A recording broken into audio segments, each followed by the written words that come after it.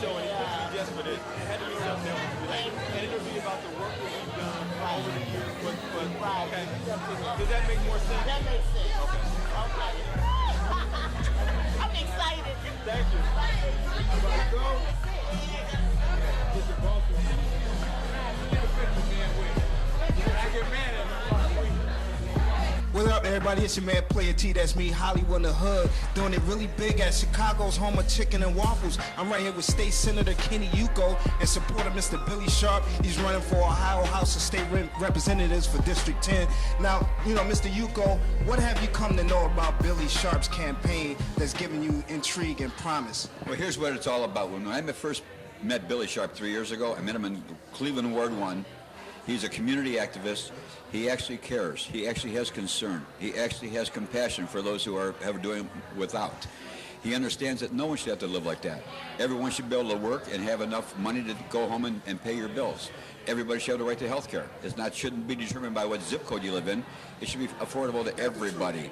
Okay, everyone should have the ability to retire one day in dignity, not in poverty. There's a big difference. Nobody should have to suffer discrimination for any reason whatsoever, and everyone should have a safe work environment when they go to work every single morning, that they go home to their families and loved ones at the end of the day. You know, these are things I fought for 25 years as a union organizer with the Laborers Union. And it's the same message I took when I went down to Columbus as a state rep in 2005.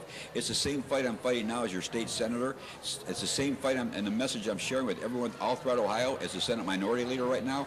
And what right now what I need more than anything is partnership from people like Billy Sharp, who's going to go out there and share that message, because he understands without a doubt that everybody is entitled to a better quality of life than what the state of Ohio is currently giving them. And we've got the capabilities, we've got the means, we've got the dollars, actually, believe it or not, but it's just not getting put in the right areas. Billy Sharp helped me make that happen. So that's the biggest challenge, appropriating funds and everything to go in the right places. Absolutely. So you say Billy Sharp is the man for that? Billy Sharp, he's not afraid to speak up, and he understands firsthand from where he lived, where he grew up, people he's very comfortable with and sharing their stories with him.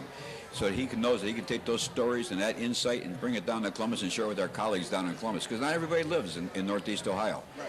And there's a big difference between, you know, Appalachia, Ohio, and rural Ohio, and then small towns and villages all throughout Ohio. We need someone who has that ability to communicate, and Billy has that ability. Well, you've been down this path. What kind of advice could you give Billy? Be true to yourself. You don't have to be fake. There's so many fake politicians already out there. Be true to yourself. Be the person that you are. Be the person that you're very comfortable with. I can tell by the way Billy acts, he was raised properly. But that's why I'm honored to endorse Billy Sharp to be our next state representative. So you're behind him, endorsing him? And you know what? This is a race that's going to draw a lot of candidates, a lot of very, very good candidates. It makes me very, very proud to be a Democrat. Yes. But with that being said, I think that Billy Sharp has the capabilities. He's come out strong, hard, fast. He's paid his dues. He's done the work. He's done all his due diligence. He knows what it takes to move the state of Ohio forward, and I think he's the guy to do it, and that's why I've endorsed him. How have you come to endorse Billy Sharp for Ohio State Representative? I met Billy some time ago because I do a lot of voter registration, and he was over the Young Dems. And every time I see him, I tell him the Young Dems have to do something worthwhile. You can't just have meetings. You have to have them registering people who are doing something. That's a lot of weight. Yeah. And like most young politicians that I run across, he didn't pay much attention at first until they find out about my background. Then when they find out I've been there almost 60 years, I know what I'm talking about, then they start listening. But watching him and watching how hard he works, how prepared he is, even though he was over-prepared sometimes with his photographer following him. And then what really made me know that he was going to be successful was at the Labor Day picnic. What happened there? Billy had more people in the parade than some of the elected officials.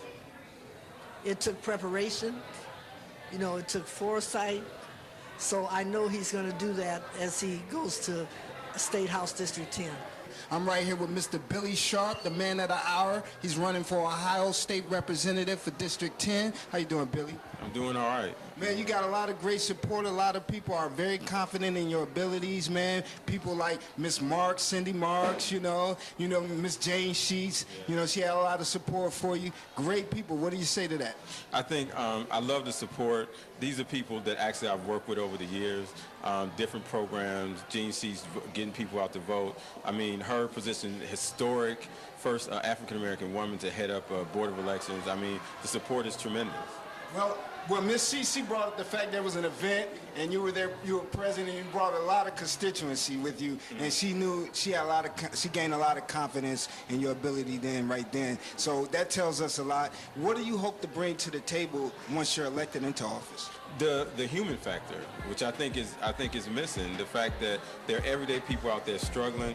We started off the day feeding 400 families. We gave away over 2,000 meals. That's how I started the day out. Those are the people that I'm fighting for every single day. Well, there's been people before you that had those same aspirations, but then they met challenges when they got in office. What's going to keep you focused on your goals? Those very same people. I was telling the story about how a lady came into our food bank and she was dangling a set of keys, and we looked at each other and was wondering why was she dangling a set of keys. And so I asked her, I said, so why are you dangling the 2 keys? And she said, the keys that I have, I was homeless a week ago. And these keys are the keys to my first apartment. And the food that y'all gonna give me today is the very first food that will go in that refrigerator. Those are the people that I'm fighting for, the everyday people, everyday people.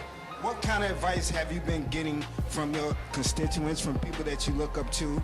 You know, what that has stuck with you thus far? It's look out for them. Don't forget about us. And that's what they mean it, because their thing is tongue-in-cheek. You know, how am I going to eat? How am I getting my kids to school? How am I getting gas for the car? The everyday basic things. I think many times politicians come with this high-minded conversation, and our people are down here. They are really, really the basic everyday things, and those are the things that we got to start to stabilize. So then we can talk about African-American business owning, wealth building, all of that stuff. But our people right now are not even in the frame of mind that they can think about that. They're not even in the frame of mind about voting for Billy Sharp, because they worried about the everyday issues. And my light's gonna be on, how I'm getting here and there. We got to concentrate on them, because that's what this is about. Well, in your mind right now as it stands, your first couple of months in office, what's your main priority? My main priority is to go down there and shake it up. To get Columbus to start thinking about everyday people. Obviously, I'm going to learn the process. I've never been a state representative before, so I got to learn the process. But I'm carrying those people. I'm carrying my mother with me every day, who didn't graduate from high school but wanted to be a seamstress. I'm carrying her with me every day. The lady from the food bank, the people I see we give toys to, those are the people I'm carrying to Columbus, and I'm making sure that they looked out for. That's my priority.